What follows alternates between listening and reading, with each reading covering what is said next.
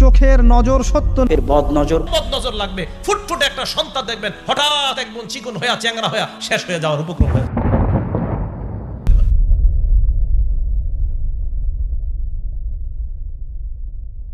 নাহমাদুহু ওয়া নুসাল্লি আলা রাসূলিহিল কারীম, আম্মা বাদ। আপনি কি জানেন, প্রাচীন সভ্যতা থেকে আজ পর্যন্ত মানুষ বিশ্বাস করে এসেছে এক অদৃশ্য শক্তির কথা, যা শুধু চোখের মধ্য দিয়ে আসে। হঠাৎ অসুস্থতা, ব্যবসায়িক ক্ষতি বা সম্পর্কের জটিলতা, সবকিছু কি কাকতালীয় নাকি কোনো হিংসুক চোখের প্রভাব? আজকের ভিডিওতে আমরা জানব বদনজর আসলে কি, কিভাবে এটি আপনার জীবন ও সম্পর্ককে প্রভাবিত করতে পারে এবং ইসলামের পথে কিভাবে নিজেকে রক্ষা করবেন। চোখে যা দেখা যায় না কিন্তু প্রভাব ফেলে, এটাই আজকের রহস্য। জীবনে যখন ভালো কিছু ঘটতে যায়, যেমন নতুন চাকরি, বাড়ি, বিয়ে, ব্যবসা বা ভ্রমণ, আমরা স্বাভাবিকভাবে তা সবাইকে জানাতে চাই। মনে হয় সুখ ভাগ করলে আনন্দ বাড়ে, কিন্তু বাস্তবতা ঠিক উল্টো। সব কান শুনতে পায় না দোয়া, আর সব চোখ দেখে না মঙ্গল। একটি বীজকে যেমন মাটির নিচে নিঃশব্দে বেড়ে উঠতে হয়, তেমনি আপনার পরিকল্পনাকেও সময় দরকার। যদি বীজকে প্রতিদিন মাটির বাইরে টেনে দেখেন, সেটি আর গাছ হবে না। স্বপ্ন তেমনি অতি তাড়াতাড়ি দেখাতে গেলেই শুকিয়ে যায়। নীরবতা মানে দুর্বলতা নয়, নীরবতা মানে সুরক্ষা। আর এই নীরবতাই আপনাকে বদনজরের হাত থেকে রক্ষা করতে পারে। বদনজর বা কুদৃষ্টি হলো এমন এক ক্ষতিকর দৃষ্টি যা ঈর্ষা বা হিংসার মিশ্রণে তৈরি হয়। কিন্তু মজার বিষয় হলো, এটি শুধু ইচ্ছা করে খারাপ চাইলেই লাগে না। অনেক সময় কারো সৌন্দর্য বা সাফল্যে অতিরিক্ত মুগ্ধতা থেকেও অজান্তে এটি লেগে যেতে পারে, যদি মুগ্ধ ব্যক্তি বরকত বা কল্যাণের দোয়া না করে। আবু দাউদ শরীফের 3879 নম্বর হাদিসে এসেছে, রাসূলুল্লাহ সাল্লাল্লাহু আলাইহি ওয়াসাল্লাম বলেছেন, বদনজর একটি সত্য ব্যাপার।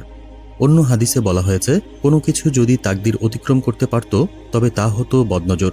তিরমিজি 2059। এটা থেকে বোঝা যায় বদনজর কোনো কল্পনা নয়, এটি এমন এক অদৃশ্য প্রভাব যা মানুষের জীবন, পরিবার, এমনকি রিজিকেও প্রভাবিত করতে পারে। বদনজরের প্রভাব যে কতটা তাৎক্ষণিক হতে পারে তা সাহাবী সাহল ইবনে হুনাইফের ঘটনা থেকে স্পষ্ট।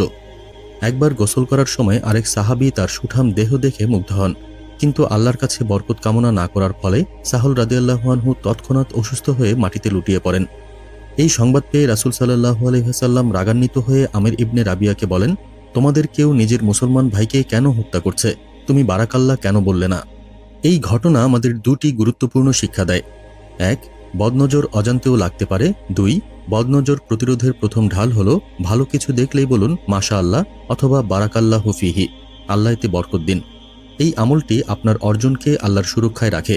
আধুনিক যুগে সোশ্যাল মিডিয়ার বাড়াবাড়ি প্রদর্শনে বদনজরের ঝুঁকি বেড়েছে, তাই যে কোনো সাফল্য বা ছবি পোস্ট করার সময় এই বরকতের দোয়াগুলো লিখে দেওয়া জরুরি। দ্বিতীয় এবং সবচেয়ে শক্তিশালী সুরক্ষা হল কোরআনের শেষ 3টি সূরা, সূরা ইখলাস, সূরা ফালাক ও সূরা নাস। এই 3টি সূরাকে একসাথে মুআউইযাতাইন বলা হয়। নবীজি সাল্লাল্লাহু আলাইহি ওয়াসাল্লাম আমাদের শিখিয়েছেন, সকাল ও সন্ধ্যায় এই 3টি সূরা 3 বার করে পাঠ করলে আপনি সব ধরনের অনিষ্ট থেকে নিরাপদ থাকবেন। এমনকি ঘুমানোর আগে এই সূরাগুলো পড়ে হাতে ফু দিয়ে শরীর মাসেক করে নিতে হবে। এছাড়াও দৈনিক আজকার বা বিশেষ দোয়া একটি দুর্ভেদ্য ঢাল। আউযু বিকালিমাতিল্লাতিত তাম্মাতি মিন কুল্লি শাইতানিন ওয়া হাম্মাহ ওয়া মিন কুল্লি আইনিন লাম্মাহ। এর অর্থ হলো, আমি আল্লাহর পরিপূর্ণ কালামের দ্বারা প্রত্যেক শয়তান, বিষাক্ত প্রাণী এবং প্রত্যেক কুদৃষ্টির অনিষ্ট থেকে পানাহ চাচ্ছি। এটি সকালে ও সন্ধ্যায় নিয়মিত পাঠ করুন। যদি সতর্কতা সত্ত্বেও বদনজরের প্রভাব অনুভূত হয়, তবে নিরাশ হবেন না। ইসলামে এর জন্য সুন্নাহসম্মত রুকাইয়াহ বা আধ্যাত্মিক চিকিৎসা রয়েছে। অসুস্থতা অনুভব করলে উপরে বলা 3টি সূরা পড়ে ফুঁ দেওয়া জরুরি। বিশেষ করে ফেরেশতা জিবরাইল আলাইহিস সালাম নবীজি সাল্লাল্লাহু আলাইহি ওয়াসাল্লামকে যে দোয়াটি পড়ে ফুঁ দিয়েছিলেন তা শিফা লাভের জন্য অত্যন্ত কার্যকর। বিসমিল্লাহি আরকিকা মিন কুল্লি শাইইন ইউজিকা ওয়া মিন কুল্লি আইনিন ওয়া হাসিদিন আল্লাহু ইয়াশফিকা বিসমিল্লাহি আরকিকা। এই দোয়া বিশ্বাসের সাথে পাঠ করলে আল্লাহর হুকুমে নিরাময় লাভ হয়। ছোট শিশুদের ক্ষেত্রেও এই আমলগুলো করা এবং তাদের জন্য নিয়মিত দোয়া পড়ে ফুঁ দেওয়া উচিত। শেষ কথা হলো, বদনজর সত্য, কিন্তু মনে রাখবেন, সবকিছুর ক্ষমতা আল্লাহর হাতে। আমাদের কাজ হলো সাধ্যমতো সতর্কতা অবলম্বন করা এবং চূড়ান্ত ভরসা একমাত্র আল্লাহর ওপর রাখা। প্রতিদিনের জীবনে এই আধ্যাত্মিক ঢালগুলো ব্যবহার করুন।